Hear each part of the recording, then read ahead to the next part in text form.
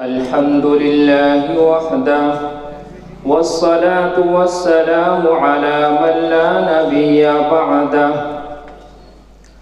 ونشهد أن لا إله إلا الله وحده لا شريك له لا أول له ولا آخر له لا ظاهر له ولا باطن له ونشهد أن سيدنا مأوانا وملجانا أعلانا مولانا أولانا محمد وبارك وسلم وصلى الله تعالى عليه وآله وأصحابه وأزواجه وذرياته وسلم تسليما كثيرا كثيرا. أما بعد، أعوذ بالله من الشيطان الرجيم. بسم الله الرحمن الرحيم.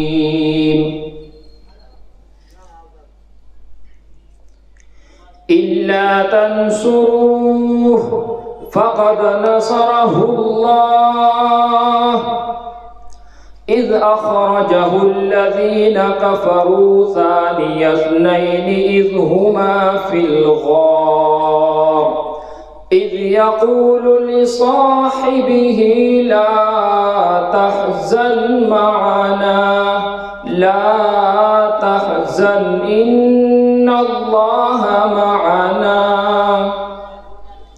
إلى آخره. صدق الله العلي العظيم. عن عبد الله بن مسعود عن النبي صلى الله عليه وسلم قال: لو كنت متخذا خليلا لاتخذت أبا بكر خليلا ولكنه أخي وصاحبي لقد اتخذ الله صاحبكم خليلا. رواه مسلم. قابل صد تعظیم و تکریم حضرات علماء کرام و معزز سامعین باتمکین، میں بہت ہی مختصر وقت کے لیے آپ حضرات کے سامنے حاضر ہوں. اس لیے جو حضرات پیچھے بیٹھے ہیں وہ آگے کی کرسیوں کو پر کر لیں. سبھی حضرات آگے کو مل کر بیٹھ جائیں.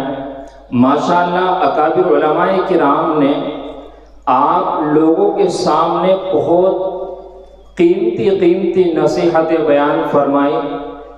یہ سمجھ لو کہ پروگرام کا مغز آپ لوگوں کے سامنے آ چکا ہے اور ابھی بھی اکابر علماء موجود ہیں اور بھی قیمتی نصیحتیں آئیں گی. مجھ کو عظمت صحابہ میں سے شان صدیق کے متعلق کچھ بولنے کے لیے اجازت ملی. میں بہت مختصر وقت میں ان کی شان میں لب گشائی کر کے رخصت ہونا چاہتا ہوں، لیکن میں اس سے پہلے بہت ہی ممنون و مشکور اپنے رفیق محترم جناب حضرت مولانا عرشی کجری صاحب کا ہوں کہ انہوں نے مجھے گاہے عظمت صحابہ کے پروگراموں میں بلا کر کچھ سیکھنے کی توفیق بخشی. انہوں نے میری رہنمائی کی اور میں اگر ان کو عرشی کلیری کے ساتھ ساتھ شیر صحابہ کا بھی لقب دے دوں تو کوئی برا نہیں ہوگا، کیونکہ میں بہت دنوں سے تعلق نہیں تھا لیکن سنتا تھا، دیکھتا تھا. ایک مدت سے یہ عظمت صحابہ پر محنت کر رہے ہیں. شیر صحابہ کے عنوان سے اس نام سے ایک واقعہ یاد آتا ہے، آپ نے سنا ہوگا، تاریخ میں ہے.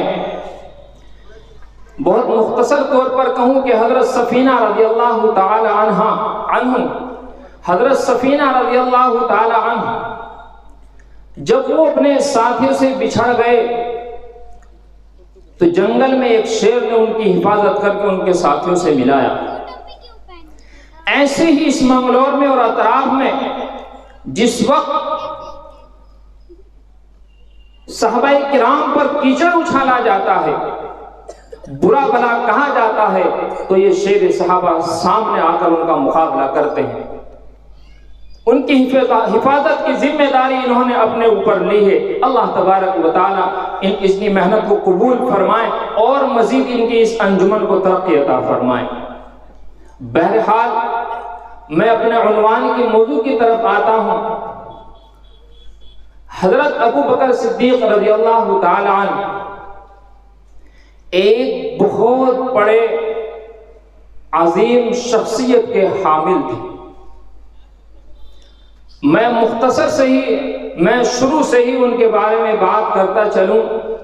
آج ہم میں بہت سارے لوگ ایسے ہیں ابو بکر کو جانتے ہیں، ابو بکر کو مانتے ہیں، ابو بکر کو پہچانتے ہیں کہ ہاں وہ خلیفہ اول ہے، کہ وہ غار یار ہے، وہ نبی کے ساتھی ہے، وہ حبیب ہے، وہ دوست ہے۔ لیکن میں اگر اکثر سے پوچھ لوں کہ حضرت ابو بکر کا نام کیا ہے تو کسی کو معلوم نہیں، الا ماشاء اللہ۔ اصل میں ایک وجہ ہے، ایک بات ہے، ہم میں اکثر علماء کرام، حفاظ کرام مسجدوں میں امامت کراتے ہیں، 5 10 سال امامت کراتے ہو جاتے ہیں، لیکن لوگوں کو امام صاحب کا نام یاد نہیں، بس امام صاحب عالم صاحب رہتے ہیں۔ یعنی بعض آدمی کی صفت آدمی کے ساتھ ایسی متصف ہو جاتی ہے، ایسی متصف ہو جاتی ہے کہ لوگوں کو ان کا نام یاد نہیں رہتا۔ ابو بکر کے اندر اللہ نے ایک صفت رکھی۔ بکر با کاف را، اس کے معنی عربی میں ہے پہل کر، پہل کے اس کے معنی ہیں۔ جیسے ابھی 2-3 صحابی کے نام میں آپ کو بتلاؤں۔ ایک مرتبہ حضرت علی رضی اللہ تعالیٰ عنہ زمین پر لیٹے ہوئے حضرت حضور پاک صلی اللہ علیہ وسلم آئے، کہا ابو تراب کھڑے ہو جاؤ۔ ابو تراب کا مطلب مٹی والا۔ ایک صحابی ہے حضرت ابو ہریرہ، حضرت ابو ہریرہ بلی والے، ایسے ہی ابو بکر پہل کرنے والے۔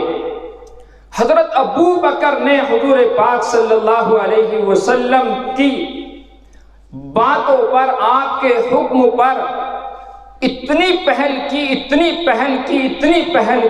کہ اللہ تبارک و تعالی نے ان کے نام کو لوگوں کے ذہن سے نکال دیا، اس صفت کو ہی لوگوں کے ذہن میں بٹھایا کہ پہل کرنے والا اگر کوئی ہے تو ابو بکر ہے۔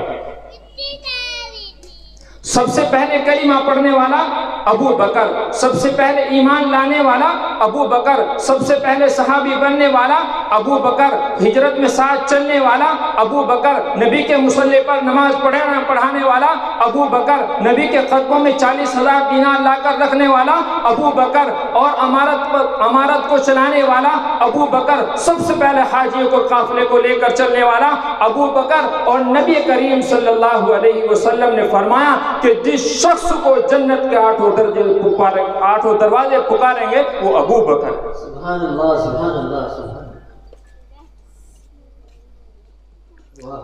پہل کرنے والی صفت اللہ نے ایسی ان کے اندر رکھی کہ اللہ نے اسی کے ساتھ ان کو متصف کر دیا، لوگوں کو نام یاد نہیں۔ حضرت ابو بکر کا نام عبداللہ ہے۔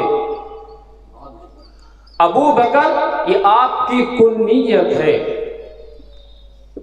اسی کے ساتھ ساتھ ابو بکر کے ساتھ ہم صدیق بھی لگاتے ہیں، سیدنا حضرت ابو بکر صدیق رضی اللہ تعالیٰ عنہ۔ یہ صدیق آپ کا لقب ہے، ابو بکر آپ کی کنیت ہے۔ صدیق کا لقب کیسے ملا، کہاں سے ملا، آپ اس بات کو بھی سمجھیں اور سنیں۔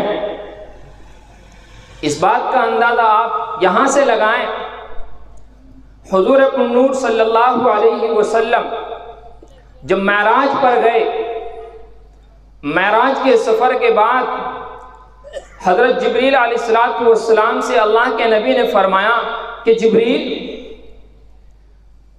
یہ جو میرا معراج کا واقعہ ہے، میرا معراج کا سفر ہے، اس کو کون مانے گا؟ کون اس کی تصدیق کرے گا؟ کون اس کا یقین کرے گا؟ حضرت جبریل امین نے فرمایا کہ اے اللہ کے نبی، کوئی مانے نہ مانے لیکن صدیق اس کی تصدیق کرے گا۔ سبحان اللہ۔ وہ کیسے باپ سمجھے؟ معراج کے سفر کے بعد اللہ کے نبی آئے ان سے ملنے کے لیے، یار غار، حبیب، دوست، اللہ کے نبی کے خلیل، اپنے محبوب، اپنے دوست کے پاس جاتے ہیں، نبی کریم صلی اللہ علیہ وسلم کے پاس، دو زانو ہو کر ان کے پاس بیٹھ جاتے ہیں۔ اللہ کے نبی نے فرمایا ابو بکر، میں رات و رات خانہ کعبہ گیا۔ حضرت ابو بکر نے فرمایا صدقت یا رسول اللہ۔ اللہ کے نبی نے فرمایا میں مسجد اقصی گیا، صدقت یا رسول اللہ، میں نے نبیوں کی امامت کرائی، صدقت یا رسول اللہ، میں براق سے پہلے آسمان پر گیا، صدقت یا رسول اللہ، میں 5ویں آسمان پر گیا، صدقت یا رسول اللہ، میں سدرۃ المنتہا پر گیا، صدقت یا رسول اللہ۔ حضرت جبریل امین مجھ سے جدا ہو گئے، میں عرش معلیٰ پر گیا، صدقت یا رسول اللہ، میں نے جنت کو دیکھا، صدقت یا رسول اللہ، میں نے جہنم کے مناظر کو دیکھا، صدقت یا رسول اللہ، میں نے اللہ سے ہم کلامی کی، صدقت یا رسول اللہ، صدقت یا رسول اللہ۔ سبحان اللہ، سبحان اللہ، نعرہ تکبیر، عظمت صحابہ، سبحان اللہ۔ حضرت صدیق اکبر رضی اللہ تعالیٰ عنہ ہر بات کے جواب میں یہی کہتے رہے صدقت یا رسول اللہ۔ ایک بھی جگہ ہماری زبان میں یوں نہیں کہا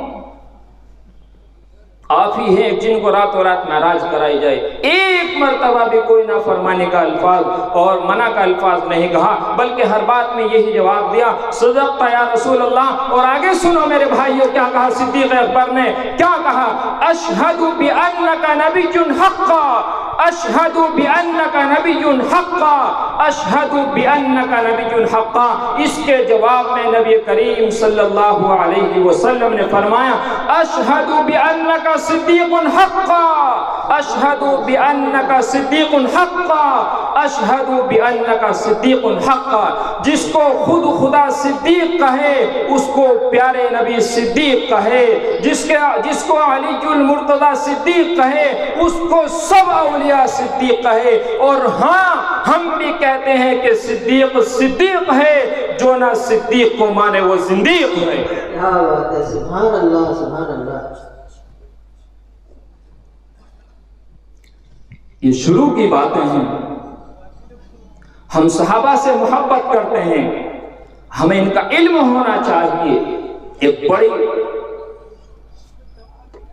اگر آپ کی تعریف، آپ کی سیرت سیدنا حضرت ابوبکر صدیق رضی اللہ تعالی عنہ نہیں بلکہ کسی بھی صحابہ کو لے کر اگر شروع کی جائے تو وقت کم پڑ سکتا ہے۔ اسی بنا پر آپ کو صدیق کہا گیا، آپ کا لقب صدیق پڑا کہ آپ نے نبی کریم صلی اللہ علیہ وسلم کی ہر بات کی تصدیق کی۔ آپ کا نام صدیق اکبر رضی اللہ تعالیٰ عنہ کا نام عتیق بھی تھا، آپ کا نام حلیم بھی تھا۔ ایک اور حدیث میں آپ کو بتلاؤں، ایک مرتبہ حضور نور صلی اللہ علیہ وسلم کے پاس حضرت جبریل امین علیہ السلام آئے، آپ کے روبرو، آپ کے سامنے کھڑے ہوئے تھے۔ اسی درمیان صدیق اکبر رضی اللہ تعالی عنہ کا گزر ہوا۔ حضرت جبریل امین علیہ السلام نے اللہ کے نبی سے فرمایا اے اللہ کے رسول، یہ ابو قحافہ کا بیٹا ہے۔ حضرت ابوبکر صدیق رضی اللہ تعالی عنہ کی طرف اشارہ کر کے فرمایا کہ ابو قحافہ کا بیٹا ہے۔ اللہ کے رسول نے فرمایا کہ جبریل امین آپ ان کو کیسے جانتے ہو، آپ ان کو کیسے پہچانتے ہو، آپ نے ان کو کیسے جانا، کیسے پہچانا؟ اب آپ جواب سنیں حضرت جبریل امین علیہ السلام کا۔ حضرت جبریل امین علیہ السلام نے فرمایا، اس ذات کی قسم جس نے آپ کو حق کے ساتھ مبعوث فرمایا، آسمانوں میں اس شخص کی شہرت زمین سے زیادہ ہے۔ سبحان اللہ، سبحان اللہ، سبحان اللہ۔ آسمانوں میں زمین سے زیادہ اس شخص کی شہرت ہے، اس کا نام آسمان میں حلیم ہے۔ کیا کہنا، سبحان اللہ۔ آسمانی نام آپ کا صدیق اکبر کا حلیم ہے، آپ کا اصلی نام عبداللہ ہے، آپ کی کنیت ابو بکر پہل کرنے والا۔ ہر ایک نبی کریم صلی اللہ علیہ وسلم کے حکم پر اپنے جان و من تن دھن سب چیز کو لٹانے والا، ہر کام میں پہل کرنے والا ابو بکر، اور آپ کا لقب صدیق اکبر، اور آپ کا آسمانی نام حلیم ہے۔ وقت اجازت نہیں دیتا، میں بس آپ کو ایک اور چھوٹی سی بات جو میں نے حدیث پڑھی دوستی کے متعلق بتاتا چلوں، اپنی بات کو ختم کرتا ہوں۔ اللہ کے نبی نے فرمایا، اگر میرا کوئی دوست ہوتا تو میں اپنا دوست ابو بکر کو بناتا، لیکن وہ میرے بھائی ہیں، وہ میرے ساتھی ہیں، وہ میرے رفیق ہیں، اور تحقیق کہ اللہ نے تمہارے ساتھی یعنی مجھے اپنا دوست بنا لیا۔ اب دوست کوئی ایسے ہی بنا لیا جاتا ہے؟ میں دوستوں کی مثال آپ کو دیتا ہوں، آپ اس سے یوں سمجھیں، حضرت ابراہیم علیہ السلام کو اللہ نے خلیل اللہ اپنا دوست بنایا۔ بڑی بڑی آزمائشیں آئی، لیکن اللہ نے ان کو اپنا خلیل بنایا، اور دوست کی کیسے حفاظت کرتا ہے آپ دیکھیں۔ جب نمرود نے آگ کو دہکایا، بھڑکایا، انگارے اور شعلے اس کے بھڑک گئے، آگ پوری تپ تپانے لگی، حضرت ابراہیم علیہ السلام کو اللہ کے دوست کو اس میں ڈالنے کی سازشیں اور چالیں چلنے لگی۔ بہرحال کسی نے کوئی رائے دی کیسے ڈالا جائے، کسی نے کوئی رائے دی کیسے ڈالا جائے، لیکن اسی درمیان ابھی حضرت ابراہیم کو آگ میں ڈالا نہیں گیا، جبریل امین آئے، السلام علیکہ یا خلیل اللہ۔ کہا کون؟ کہ جبریل امین۔ کیوں؟ کہ میں آپ کی مدد کے لیے آیا ہوں، اگر آپ حکم دے تو میں آپ کی اس سے حفاظت کروں اور اس آگ کو میں فنا کر دوں۔ کہا حضرت ابراہیم علیہ السلام نے کہ میرا اللہ مجھے دیکھ رہا ہے، کہ ہاں اللہ دیکھ رہا ہے، مجھے پرواہ نہیں ہے۔ ان کے بعد حضرت میکائیل علیہ السلام آئے، انہوں نے سلام کیا، کہا کون؟ کہا میں میکائیل۔ کیوں؟ اس لیے آیا ہوں کہ میں بارش برسا کر اس آگ کو ختم کر دوں، اس آگ کو بجھا دوں، اور آپ کی مدد کے لیے آیا ہوں۔ کہا اللہ مجھے دیکھ رہا ہے؟ ہاں اللہ دیکھ رہا ہے۔ ان کے بعد اسرافیل علیہ السلام آئے، السلام علیکم۔ اس کے بعد کہا کیوں؟